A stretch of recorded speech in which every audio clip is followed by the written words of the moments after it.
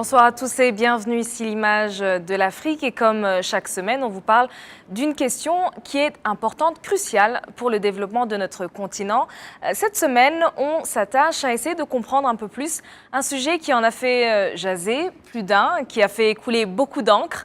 Eh bien c'est la relation, l'amitié semble-t-il retrouvée entre le Rwanda et la France, mais aussi la question plus générale de cette nouvelle ère qui se profile entre la France et l'Afrique. Et on essaye de comprendre ça davantage avec des experts sur le plateau. Mais avant ça, jetons un petit coup d'œil à un récapitulatif des faits de ce mercredi passé. À tout de suite. Le président rwandais Paul Kagame a été reçu avec les honneurs au palais de l'Élysée à Paris par son homologue français Emmanuel Macron ce mercredi. Après cet tête-à-tête entre les deux chefs d'État, ils ont ensemble rencontré les leaders mondiaux d'Internet venus participer au salon Viva Technology. Au cours d'un point de presse des deux présidents, il a été surtout question de relations bilatérales et les deux leaders sont revenus sur la nécessité de prendre un nouveau départ dans les relations entre l'Afrique et l'Europe, le Rwanda et la France en particulier. Les deux présidents ont montré leur volonté d'avancer dans leurs relations et ne pas rester sur un passé douloureux. Nous n'allons pas régler toutes les difficultés du passé en une annonce ou en quelques signes. C'est ce que nous allons entreprendre en confiant cette tâche à un groupe de chercheurs qui sera constitué dans les mois à venir et qui sera chargé de faire progresser notre connaissance, justement, d'un des pires drames de la fin du XXe siècle. Nous avons décidé avec le président Kagame de travailler ensemble de manière pragmatique sur les sujets d'intérêt entre nos deux pays. Et ils sont nombreux.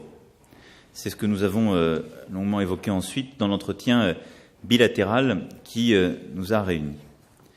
La paix et la sécurité en Afrique, le soutien à l'innovation, le climat et l'environnement, les sujets linguistiques et éducatifs n'en sont quelques illustrations. Il ne s'agit en aucun cas de sous-estimer les difficultés du passé et la complexité de la relation bilatérale, mais au contraire, je crois pouvoir dire que notre volonté, c'est d'assumer cette complexité, de savoir la surmonter et de penser à l'avenir de nos jeunes générations qui est à construire ensemble. Le président rwandais Paul Kagame, qui est en même temps président de l'Union africaine, est aussi revenu sur la nécessité de regarder vers l'avenir. Plus le temps avance, cela nous apporte de nouveaux changements. Et cela nous incite à collaborer mieux et à mieux travailler ensemble.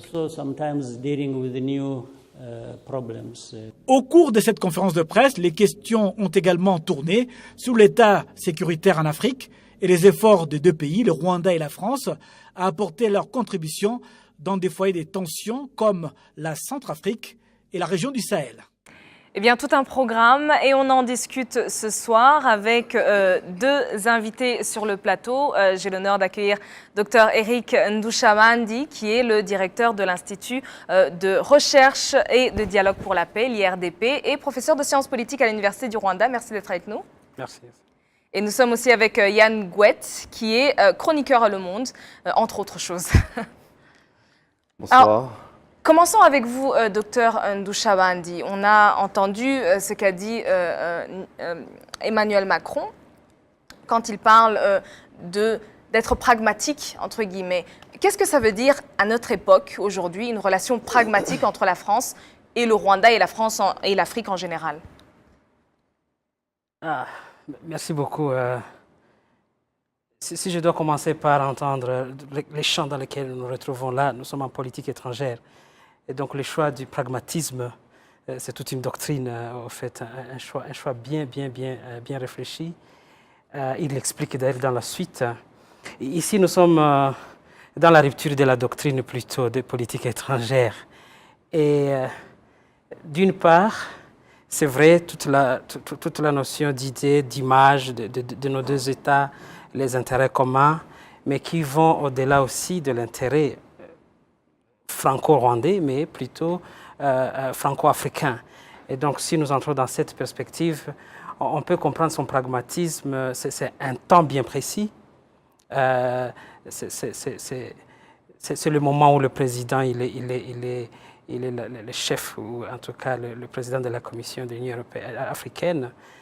Et tout cet environnement, à la fois politique, socio-économique, impose aux deux acteurs de politique étrangère, ici en tant qu'individu d'abord, c'est très important de comprendre le parcours de chacun d'eux, de deux aussi de voir tous les parcours. Et donc le président français, quand il parle il dit on ne choisit pas vraiment, on ne pense pas résoudre tous les problèmes, de revenir sur tous les problèmes. Et là, c'est la question du poids du passé en politique étrangère, en fait. Et tout de suite, en tenant compte de ça, et aller vers des questions, par exemple, paix et sécurité en Afrique en général, les questions de développement, les questions de climat, environnement, mais aussi il touche la question de la langue et de l'éducation et l'innovation. Très pragmatique, effectivement, parce que ce n'est pas s'enraciner dans tous les passés, ce n'est pas s'accrocher à toute la doctrine et à toute la démarche de politique étrangère, mais plutôt avoir une vision partagée sur des questions bien actuelles. Voilà. Exactement. Donc, c'est vraiment le plus important, c'est accentuer peut-être ce qui rapproche plutôt que ce qui a pu éventuellement diviser.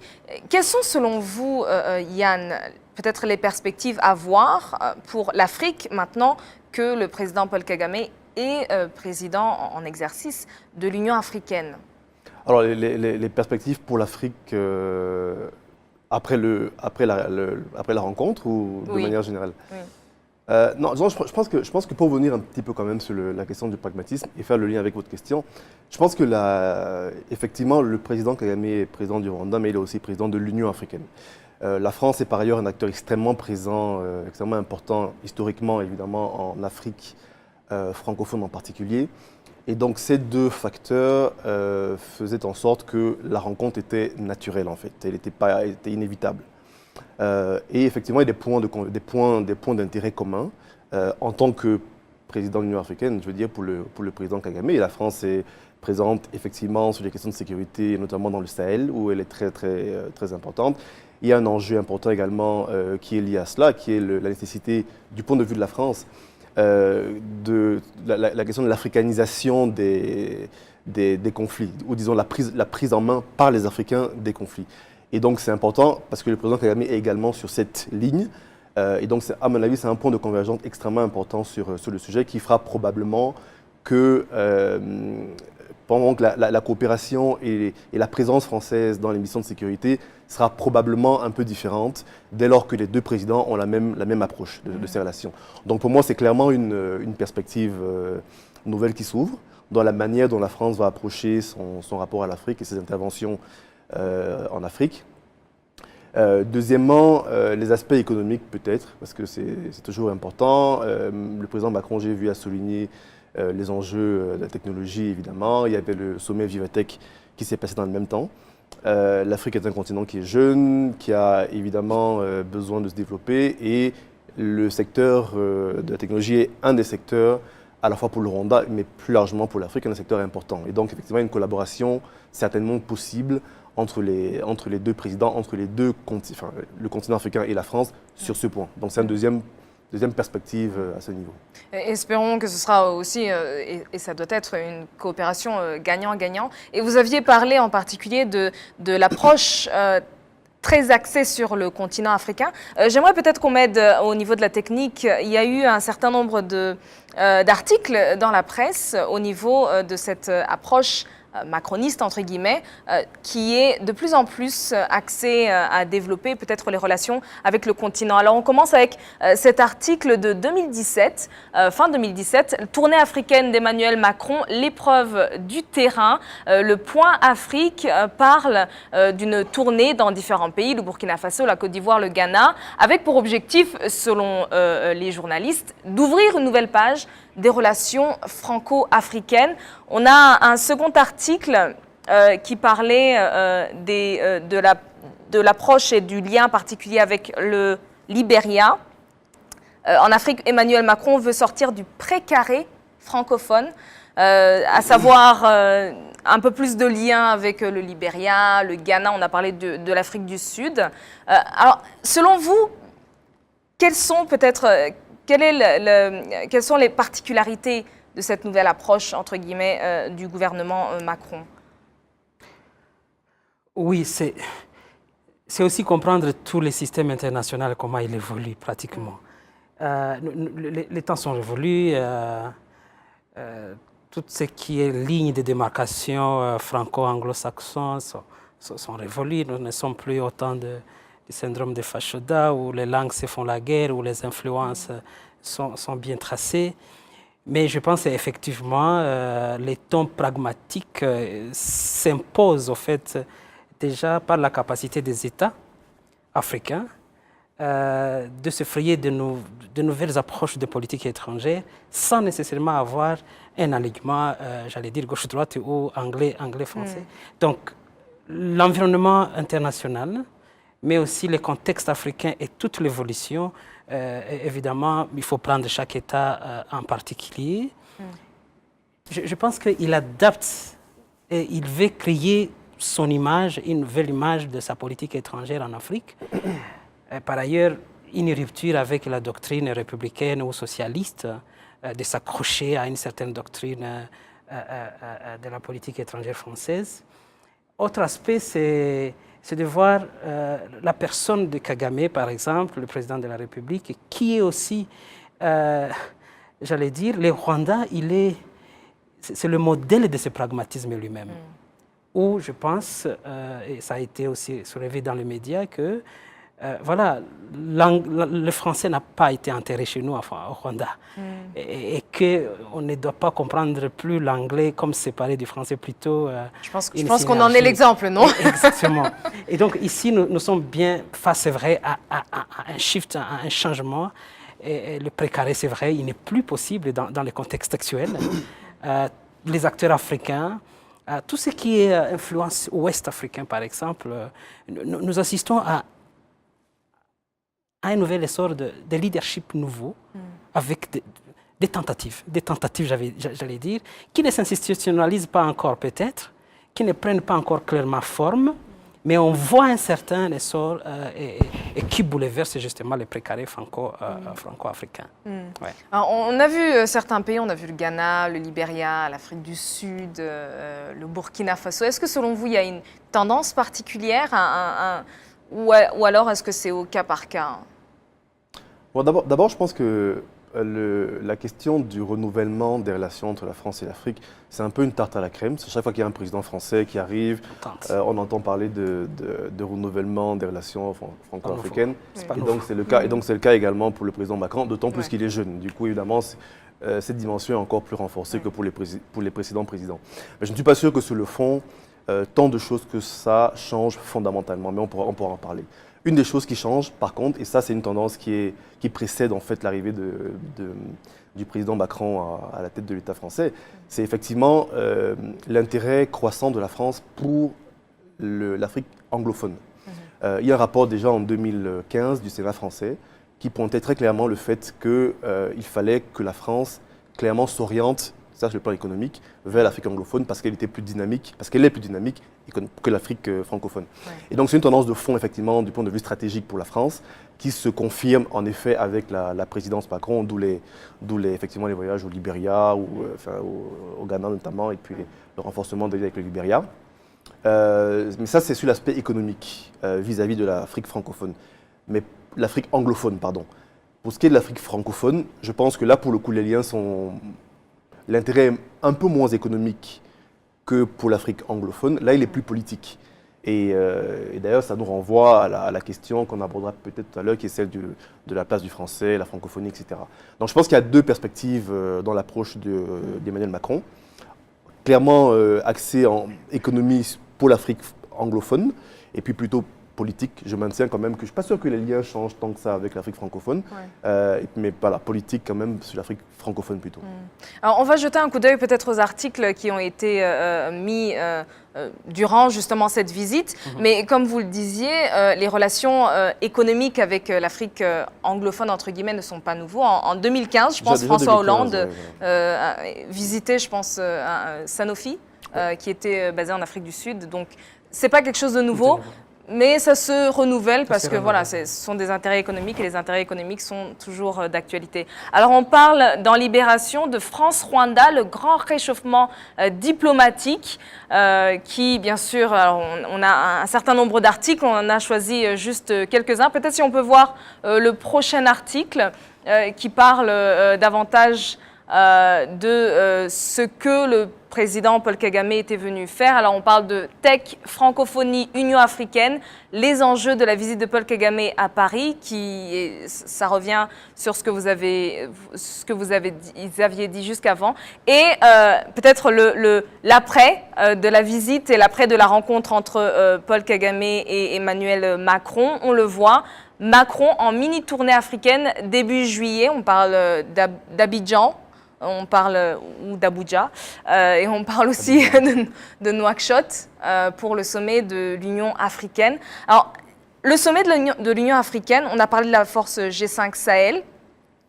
Est-ce que c'est peut-être davantage peut-être un rôle plus poussé de la France ou du gouvernement français dans les activités sur le continent, ou est-ce qu'on a toujours cette indépendance, entre guillemets, qui est réaffirmée selon vous, docteur Ndouchabandi? Je pense que la continuité, elle est là. La continuité, elle se place surtout dans les domaines d'intervention où les ambitions françaises, où la France veut se créer une image d'une puissance du point de vue sécurité, coopération contre le terrorisme et tous les mouvements terroristes.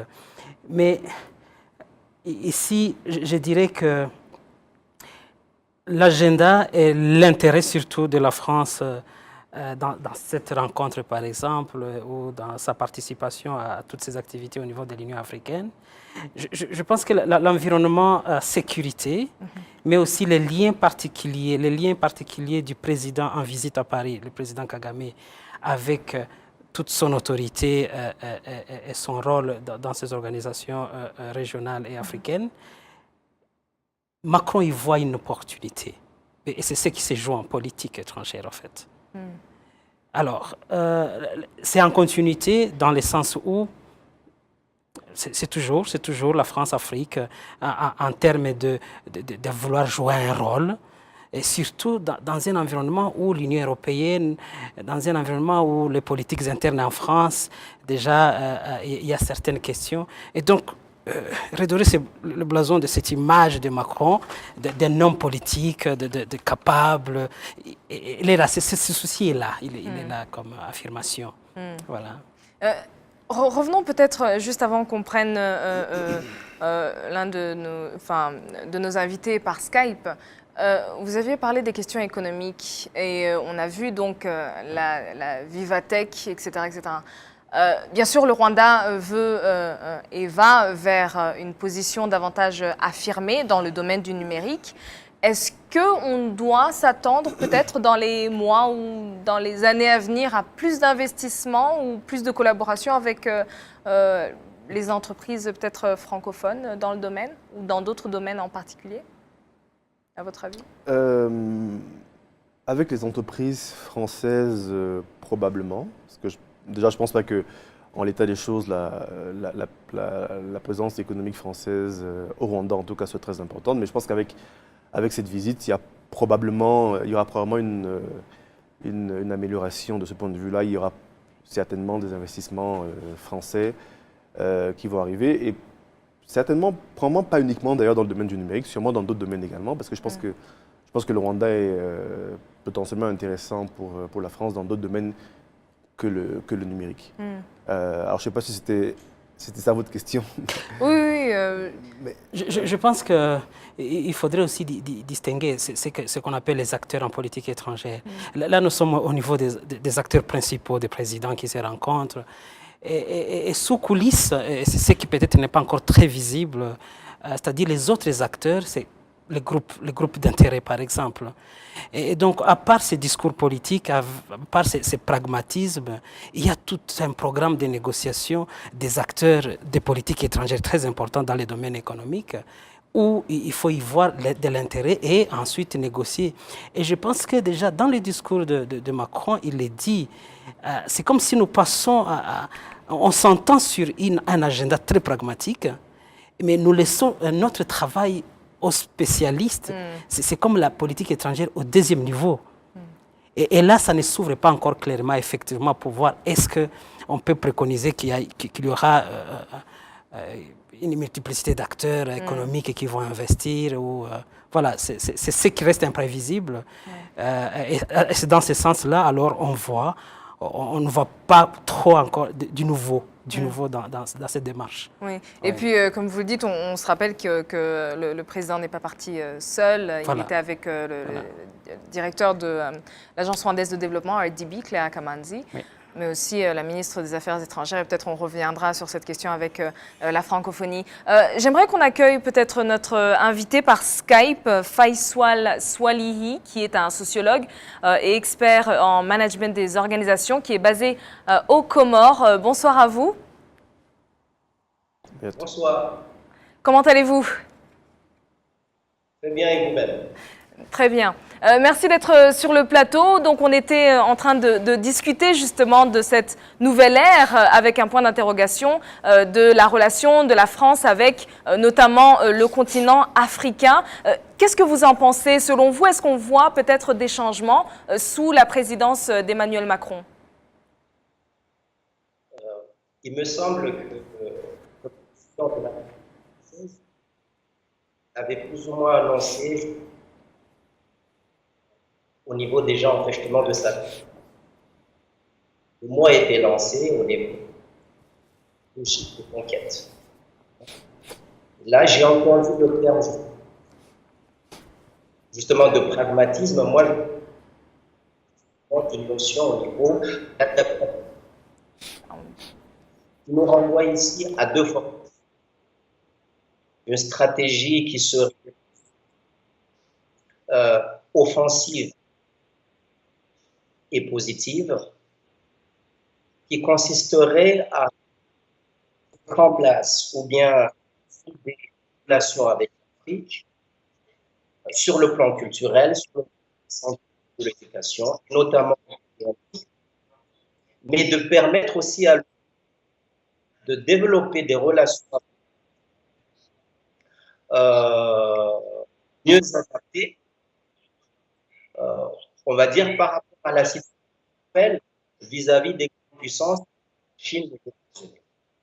Merci beaucoup pour cette analyse particulière. Est-ce que, de votre côté, au niveau des Comores, est-ce que vous pensez qu'il y a peut-être, au niveau du continent, tout le continent africain, on sait les questions particulières aux Comores, mais au niveau du continent africain, est-ce qu'il y aurait peut-être des opportunités à saisir pour ouvrir une nouvelle page justement dans ces relations avec la France?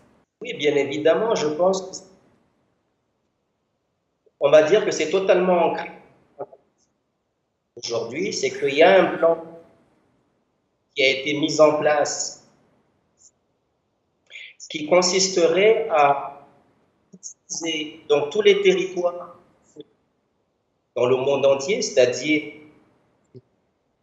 on va dire, les territoires d'outre-mer, pour ancrer un développement économique sur des secteurs donc, qui sont propres à chaque territoire. Et ce qui est le cas pour Mayotte, donc qui est un département français, à l'est de l'Afrique, ou bien qui pourraient être des opportunités en termes de relations au Rwanda par rapport aux territoires qui se trouvent au sein de l'Afrique de l'Est. Pour vos lumières, essayons peut-être d'analyser un peu ce dont vous parlez. Monsieur Swali parle particulièrement d'ancrer peut-être ces nouvelles relations sur des secteurs clés de l'économie. Et ça revient peut-être sur cette question que vous aviez évoquée tout à l'heure. Développer certains secteurs particuliers de l'économie, quelle image est-ce que ça peut prendre en Afrique? Et surtout, si on pense aux différentes questions avec Bolloré, les entreprises Bolloré, avec Sanofi, etc., etc., quelle serait peut-être la nouveauté, entre guillemets, si on veut aller vers un gagnant-gagnant? Écoutez, je pense que bon, effectivement, la publicité autour de Bolloré a été importante, mais en tout cas, du point de vue de l'Afrique francophone, effectivement, c'était une information, c'était un événement révélateur finalement de la nature des liens économiques entre la France et l'Afrique francophone en particulier. Mais comme je l'ai dit tout à l'heure, je pense que la relation avec l'Afrique anglophone est un peu différente. D'abord parce que historiquement, évidemment, ce n'est pas la même relation qu'avec l'Afrique francophone. Et cela implique que d'un point de vue économique, en fait, on a des relations, on a du coup des investissements d'une autre nature que ce qu'on peut voir en Afrique francophone. Et je dirais une approche, de manière générale, une approche du commerce qui est un peu différente de l'Afrique francophone. Et donc, les secteurs sur lesquels la France pourrait investir en Afrique anglophone, probablement ne seraient pas forcément les mêmes qu'en Afrique francophone. D'abord parce que les économies des deux régions ne sont pas forcément les mêmes et que les secteurs dans lesquels les PME françaises en particulier ont besoin d'investir en Afrique anglophone sont différents de ce qu'elles ont l'habitude de faire en Afrique francophone. Donc, du coup, on parle beaucoup de high-tech en Afrique anglophone, on parle beaucoup de services, etc. Tandis qu'on est en Afrique francophone sur les secteurs traditionnels, transport, les ports avec Bolloré, etc. Donc, c'est deux dynamiques différentes qui tiennent en partie à la différence d'histoire entre les deux régions. Oui. Revenons peut-être sur cette question. On a parlé de la France-Afrique, entre guillemets, qui par ailleurs est devenu un terme un peu péjoratif plus tard vers Schaff, mais qui au début était juste maintenir les relations entre la France et certains pays africains. C'était au Fouet-Boigny en 1955. Maintenant, on voit les relations entre la France et le continent à l'aune de ce qui s'est passé au niveau, durant la période de colonisation et de décolonisation. Comment est-ce qu'on peut, ou quelle serait peut-être la lecture ou la place de la mémoire, entre guillemets, ou du passé de ces relations dans cette nouvelle tendance, et surtout particulièrement dans le cas du Rwanda? Vous liez des choses complexes. Les secteurs vont rester presque les mêmes, mais l'accent, sûrement, il va être mis sur les questions de climat et d'environnement, innovation, technologie, bien sûr, mais les secteurs traditionnels vont rester. C'est vraiment un effort de la France de toujours garder cette ligne d'influence. C'est l'éducation dont il a parlé et c'est la langue qu'on fait valoir dans ce sens-ci. Alors, par rapport au poids de ce passé, effectivement, dans le domaine économique, je suis spécialisé là-bas, mais les rapports qui changent ici, c'est la France peut-être qui doit réfléchir 2 fois avant d'imposer un certain modèle de développement comme les années 70, les années 80. Nous allons dans une logique aussi il faut mentionner le programme de développement durable. Ici, c'est encore la France, l'Afrique qui revendique sa place et sa capacité d'imposer une ligne de développement orientée non pas seulement vers l'Europe ou la France, mais surtout des Africains et pour les Africains. Exactement. Je pense que cette rhétorique va revenir dans cette démarche et c'est là que la France y met de l'effort et s'adapte aux nouvelles revendications actuelles en Afrique pour se définir vraiment une ligne de démarcation par rapport au passé, mais en gardant sûrement certains secteurs traditionnels. Oui. Ouais. Alors, une ligne de développement de l'Afrique pour l'Afrique. On a eu aussi une discussion ou une ébauche peut-être de la part du président Macron au Burkina Faso qui disait que le franc CFA pourrait être modifié, mais rester peut-être sous l'autorité, entre guillemets, des présidents. Est-ce que, et particulièrement dans les pays d'Afrique centrale, est-ce qu'on a déjà des changements ou est-ce que c'est comme vous disiez, voilà, on parle beaucoup, mais au niveau de la pratique, il n'y a pas grand-chose qui change. Est-ce qu'on a déjà des changements peut-être qui accompagnent la parole finalement? De mon point de vue, non. Je pense qu'on a essentiellement... Mais comme toujours, ça c'est assez classique finalement dans les relations entre la France et l'Afrique francophone. Beaucoup de déclarations et finalement qui sont peu suivies des faits. Et sur la question du franc CFA en particulier, en effet, le discours depuis déjà la présidence Hollande et peut-être même Sarkozy, il y avait déjà ce discours qui consistait à dire finalement le franc CFA est pas très important pour la France, n'est plus très important pour la France et donc il tient à l'Afrique de décider ce qu'elle veut en faire. Mais dans les faits, évidemment, les choses sont beaucoup plus compliquées. Il y a par exemple un événement qui est symptomatique de la difficulté, de l'importance finalement que revêt encore la sensibilité, que revêt encore la question du franc CFA, c'est le renvoi de l'économiste Kako Noboko qui était à la francophonie et qui a été limogé suite à sa critique du franc CFA. Voilà. Donc ça montre quand même qu'il y a d'une part certes le discours, et puis de l'autre, on se rend compte quand même avec des événements comme ceux-là que ça reste un enjeu extrêmement important, stratégique et sensible en réalité pour la France. Alors, on a parlé, donc, et M. Soili a remis ça en avant peut-être, à savoir que la France et les intérêts de la France ne sont pas seulement économiques ou seulement politiques, mais c'est aussi culturel, c'est aussi au niveau de l'éducation, etc., etc. Alors, je vous vois pas tout à fait, à votre avis, est-ce qu'on a autant peut-être de présence affirmée au niveau culturel, au niveau de l'éducation, au niveau de ce soft power finalement, dans les pays francophones, mais aussi à l'extérieur éventuellement? Bon, les deux sont différents évidemment, parce qu'encore une fois, l'histoire n'est pas la même entre les pays francophones et les pays anglophones. Mais la culture, enfin pour la France en tout cas, la culture est indissociable de la politique. Quand la France... dès le début d'ailleurs, dès l'époque des indépendances. Quand la France installe, par exemple, les alliances françaises, dès le début, un réseau d'alliances françaises en Afrique francophone, l'objectif n'est pas uniquement d'apprendre le français pour le bon plaisir des Africains, mais c'est évidemment à travers le français d'avancer, ce qui par ailleurs est légitime d'ailleurs, mais d'avancer également son influence. Donc je pense que la culture d'une part et la politique dans l'esprit de la France et dans les faits en réalité sont inextricables. Les deux vont ensemble. Et c'est à cette aune-là, je pense qu'il faut par exemple éventuellement analyser les propos du président Macron sur les liens culturels, sur la langue dont il a parlé. Je pense qu'il y a une dimension, allez, disons-le comme ça, culturelle, mais qui, à mon avis, ne peut pas être dissociée des intérêts politiques et stratégiques, et même économiques, effectivement, de la France. On revient toujours sur cette question de la francophonie.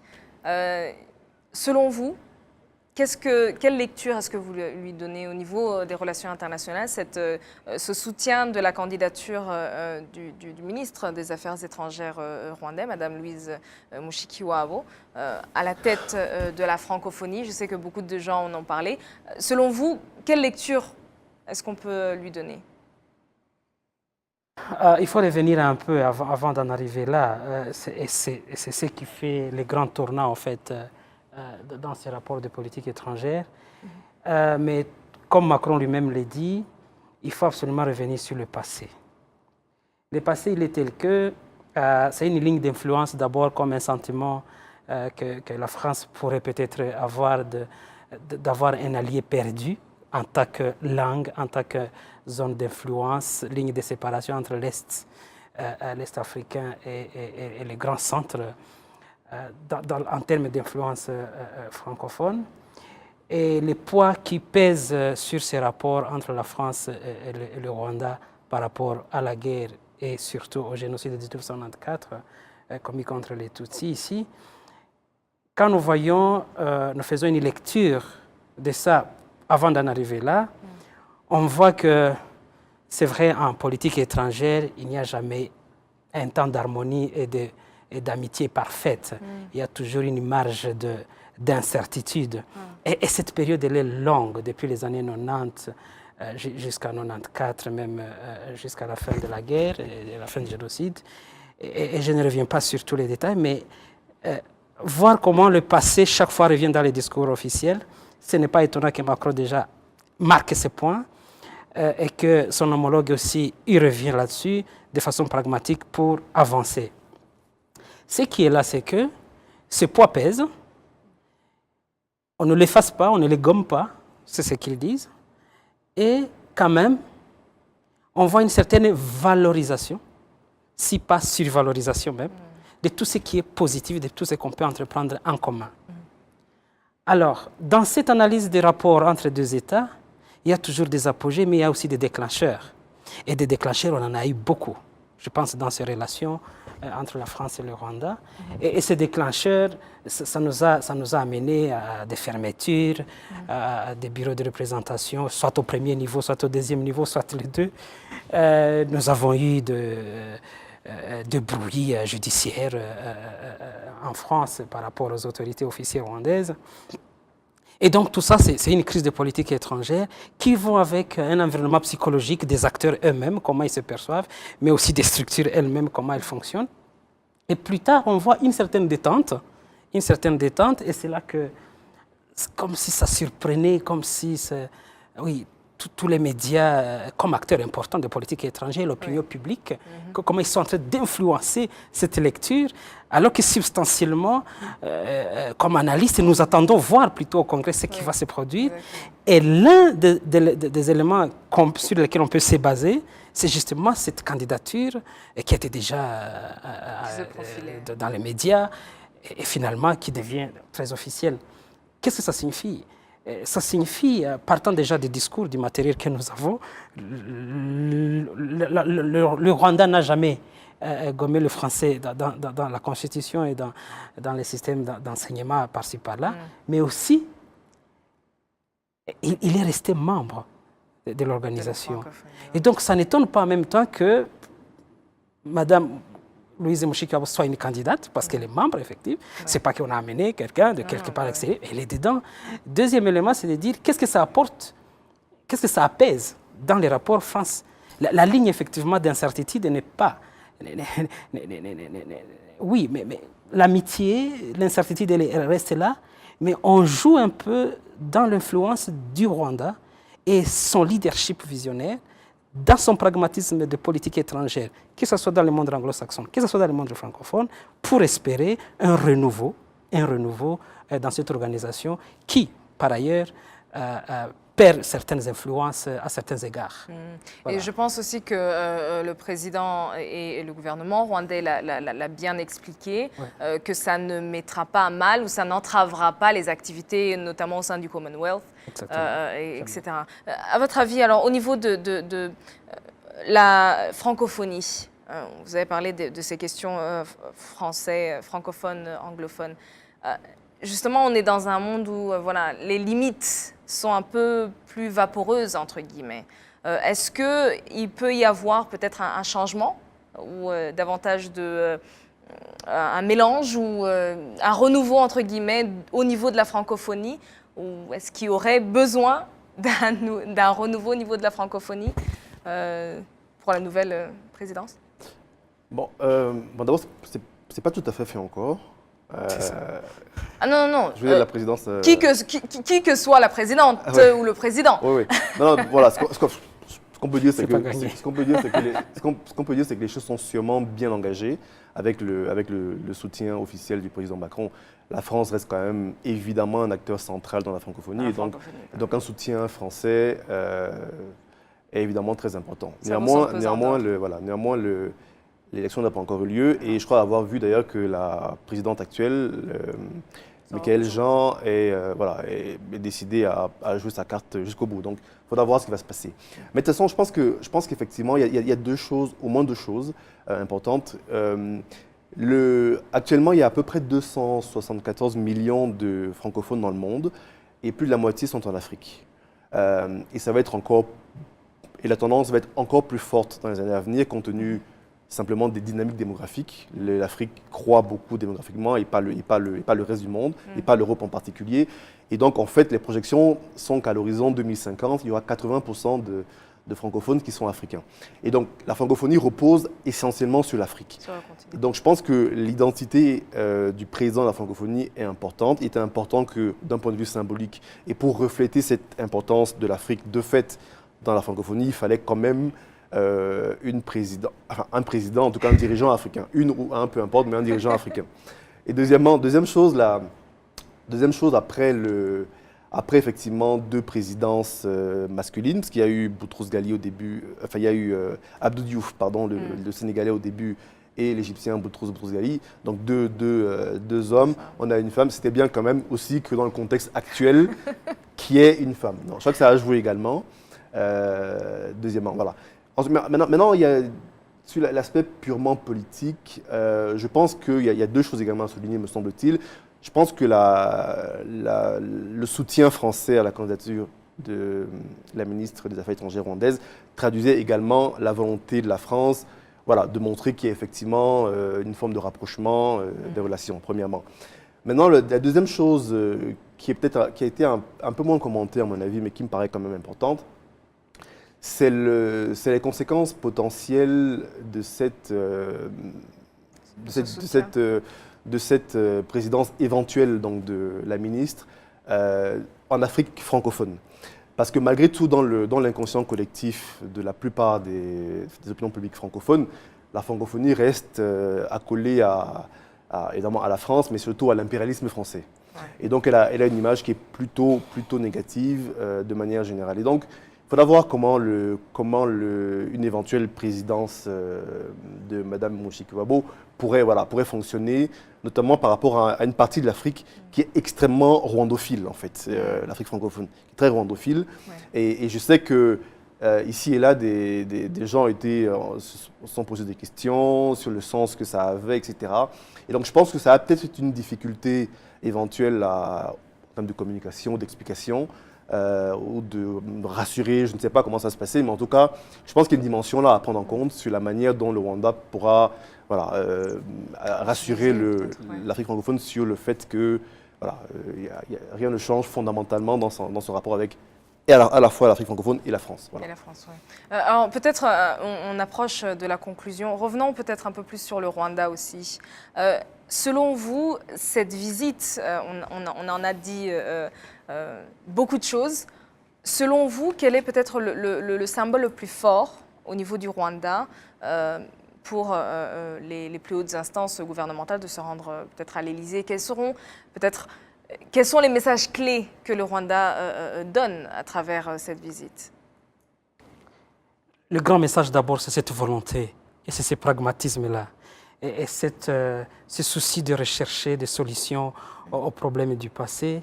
Et ici, au centre des négociations, que ce soit des intérêts communiqués ou non communiqués, en tout cas, que ce soit officiellement exprimé, je suis sûr que les questions du passé vont être sur la table, dont la question judiciaire, avec tous les suspects du génocide qui sont en France, la reconnaissance des responsabilités.